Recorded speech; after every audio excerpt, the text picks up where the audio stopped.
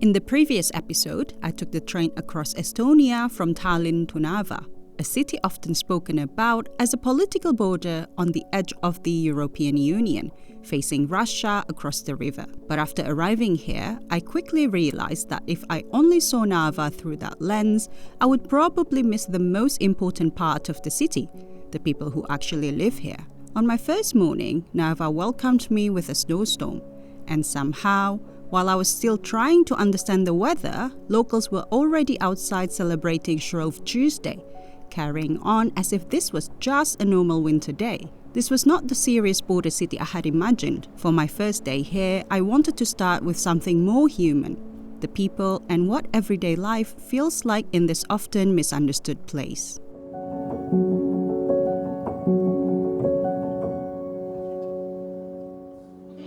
Good morning from Narva. I'm actually with Dennis right here because Dennis will be spending the day with me. It is so interesting because we are currently at a Shrove Tuesday festival and it is buzzing, as you can see.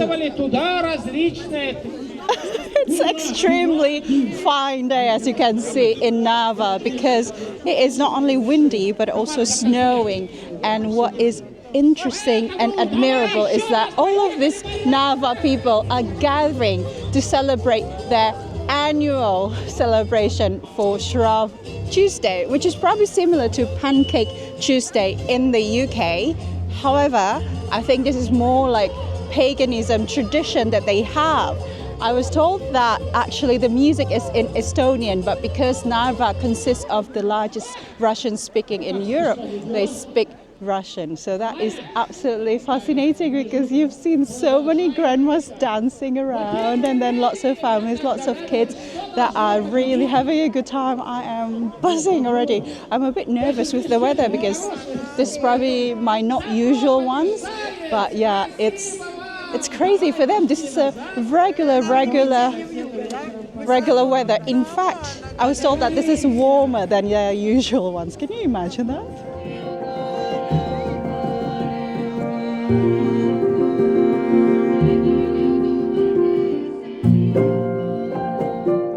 At first, I understood this celebration as Shrove Tuesday or Pancake Day, as I know it from the UK. But in Narva, it seemed to carry another layer too. All of the games, music and atmosphere felt connected to Maslenitsa, an old Eastern Slavic festival. Traditionally, Maslenitsa is a way of saying goodbye to winter and welcoming the beginning of spring with singing, dancing, pancakes and sometimes the burning of a straw effigy that represents winter itself. And after such a long cold season, the festival became more than just a holiday. It is almost a way of asking nature to return for warmth, light, and a good harvest. Standing there in the snow, watching people laugh, dance, and play these winter games, I started to understand why this celebration mattered. It wasn't just about pancakes or tradition. It felt like people laughing in the face of winter, a way of surviving the cold together while waiting for spring to come.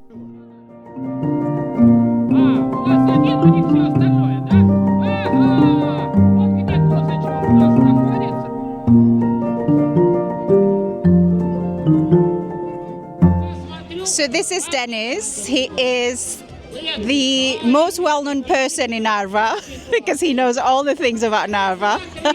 So you've been a guide for 10 years, am I right? Yeah, something around that. So like in a couple of months it will be 10 years.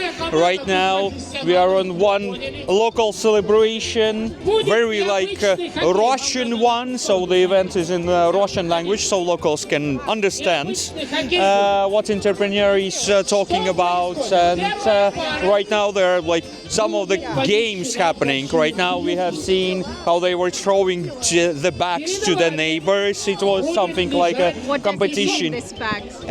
This means like it's something like throwing the rocks to your neighbor. So like giving your bad stuff to your neighbor. Something like that. So funny. Yeah. But it's part of the Russian tradition. Since Russians were like living in communities in villages. We have even some of the saying, which is something like, "I will be fine if my cow will die if neighbor is gonna lose 2 of them." So there was always something like a competition between neighbors. Yeah. But it's a sign of love as well, isn't it? Yeah, definitely. The competing itself, especially for a man, is the sign of love, mainly. It is so funny to just see kids trying to compete with each other, but in a fun games way. And I think it's very, very family-friendly affair. I find it really, really thrilling to just witness this, because it's obviously not an everyday thing, and we just got lucky, even though the weather's like this, and as you can see that people are still out and about. They are definitely excited for this kind of activity, because as a city, Narva is actually the 3rd largest city in Estonia, but also at the same time, it is actually quite small in terms of population and size. But this kind of event is very, very heartwarming, to be honest with you. So that's Russia. So it's lovely just to see people out and about like that. Еще идем. Кучер, поворачивай, натягивай поводья, чтобы понятно было.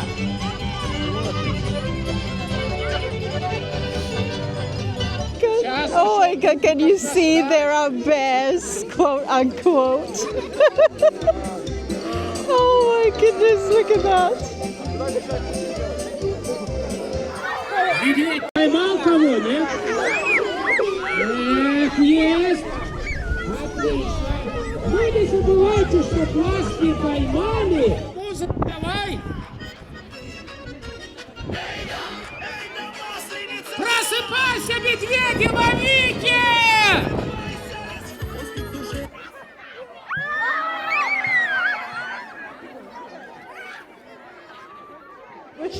So what 3 elements that will like sort of imply that this is a very Russian? I don't understand what they are doing actually. You don't even know? Yeah, I don't even understand.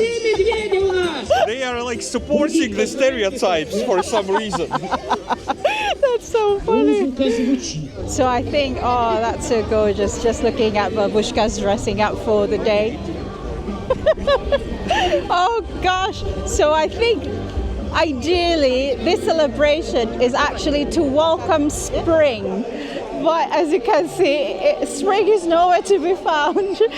So I think it's time to actually have some pancakes, because it's Shrove Tuesday, which technically means Pancake Tuesday, and pancake is part of it. I will pay for it.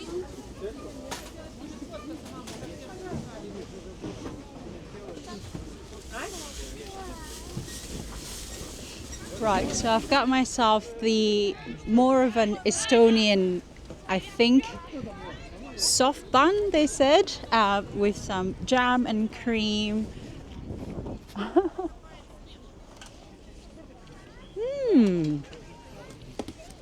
That's quite nice, actually.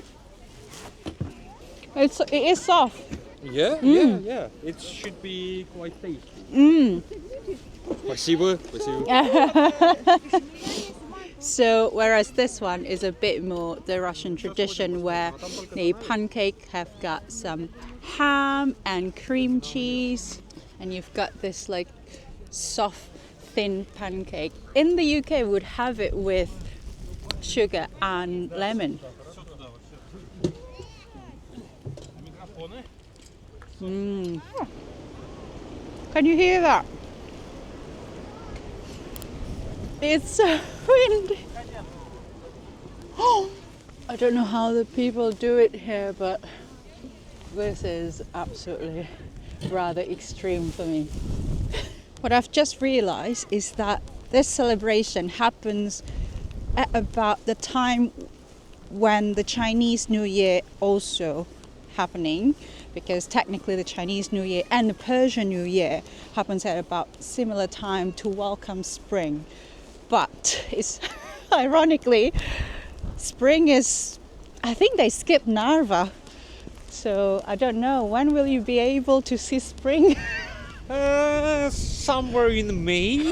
Oh, June? No, June is quite cold. Oh, oh As gosh. I we don't know. have something like 40 sunny days here. 40 sunny days. Yeah. I don't know how you do it.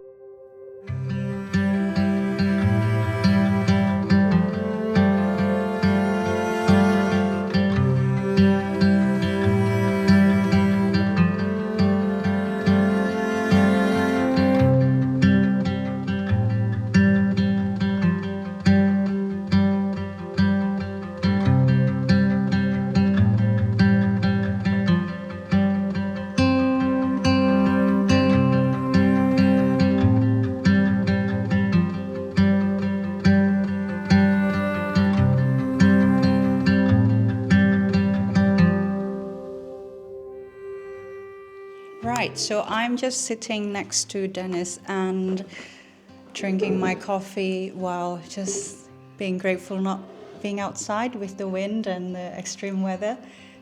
It's not extreme. No, extreme. I can It's say. just a bit too windy. But he was telling me about his family story, and I find it really interesting because one of the reasons why I wanted to come to Narva is always because of this idea of border town or border cities and how identity is a very complex matter, but at the same time beautiful and needs to be celebrated. And I know that your name specifically, Dennis Bjordland, Bjorkland, and that is not very common family name. Why is that? Well, it's not very common here in Narva, just because, again, 98% of Narva population are Russian-speaking people, and most of the locals are like Ivanov and so on. They have like a very Russian surnames. But say if we're talking about my family, we are originally Swedish Finns. Wow. Who were living nearby St. Petersburg. We were repressed in the Stalin period, so we were forced to run away to Finland, but my family was always had a goal to get back to our lands, to our territories.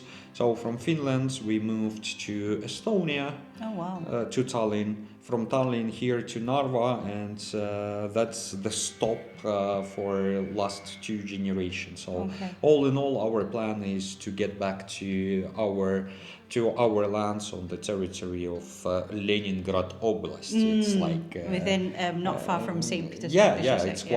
It's quite nearby. Yeah. But me as all of the Narva people have a very mixed identity, because we cannot name ourselves Russians in a classical way. Like if we're talking about Russians, we are imagining people living in Moscow and St. Petersburg, on the territory of Russia mainly. But we are not. I am not anyhow connected with Russia. I have some of the relatives and friends living there, but I myself have visited Russia only as a tourist. So I was never living there. I don't have any association with this state. You know, for Russians, being Russian means like, what language do you use in your thoughts, and in what language do you have your dreams?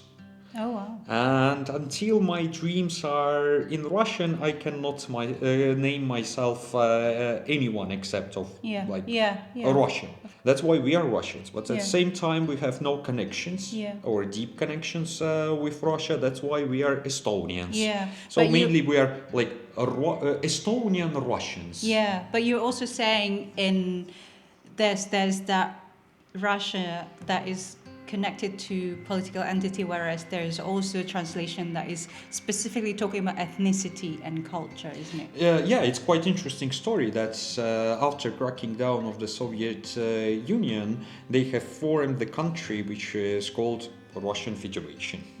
And since on the territory of Russian Federation are not living only Russians, they needed some kinds of new word to name all of the people living on the territory of the Russian Federation. That's why in Russian language we have 2 terms.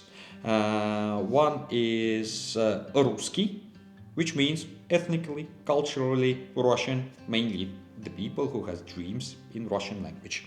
And the second is Россияне, which means the person who is living on the territory of Russia. Because obviously the Tatars who are living in Tatarstan, they are not Ruskiye, because they are not ethnically Russians, but they are Россияне, because they are living on the territory of Russian Federation. That's why most of the locals assume themselves as Russian, meaning Ruski, like ethnicity.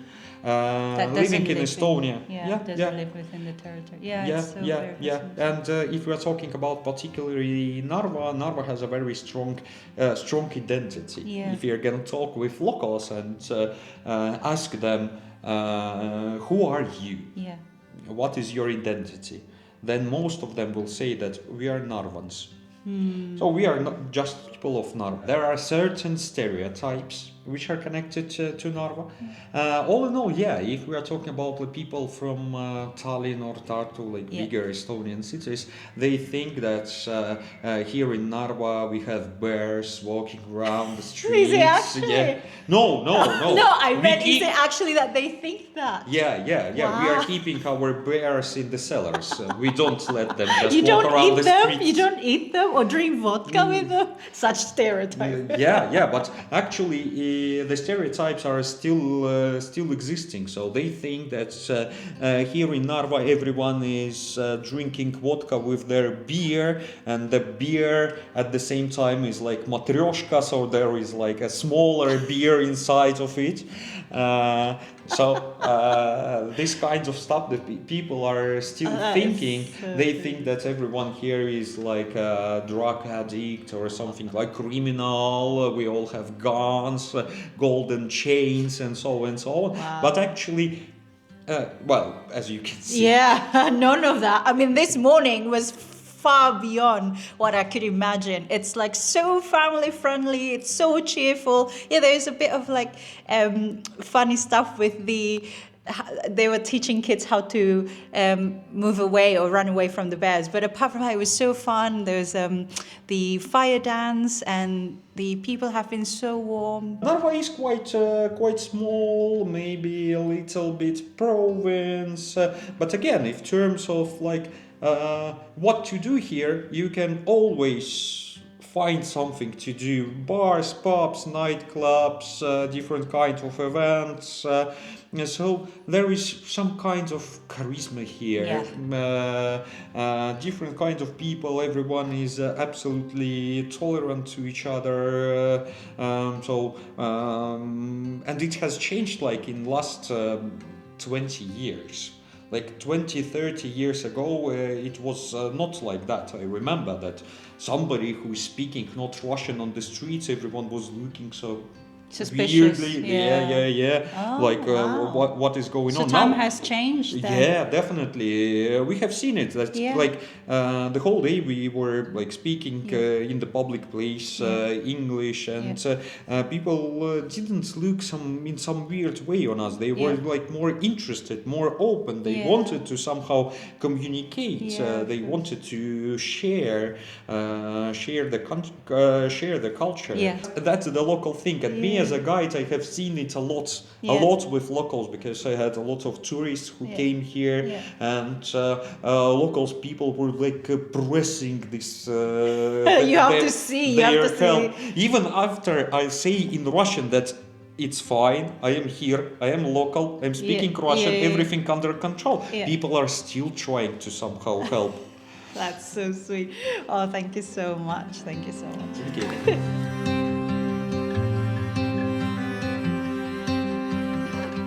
After speaking with Dennis, I realized that Narva is not a place I could understand quickly. From the outside, it is easy to describe this city with big words: border, Russia, Europe, identity. And of course, all of those things are part of the story. But for the people who live here, it is also much more ordinary than that. It is where they grew up, where they go to school, where families meet in the snow, where people celebrate old traditions, speak the language they grew up with, and find their own way of belonging. And maybe that is what I found most interesting about Narva. Not that it gave me one simple answer, but that it reminded me how complicated home can be. Narva still has a much bigger story to tell, which I will explore more of in the next episode. But for my first day here, I didn't want to start with a focus on the border. I wanted to start with the people who call this place home. Thank you so much for watching today's episode. I hope that you learned a thing or two from this very unique experience I had for you. I learned quite a bit through these people and places, and often we get this stereotype just because of things that we read on the news, and probably it's always best to travel and learn from the place and people themselves rather than inheriting certain opinion. Make sure you let me know what you think down in the comment section below. I can't wait to see you again on the next one. See ya. Bye.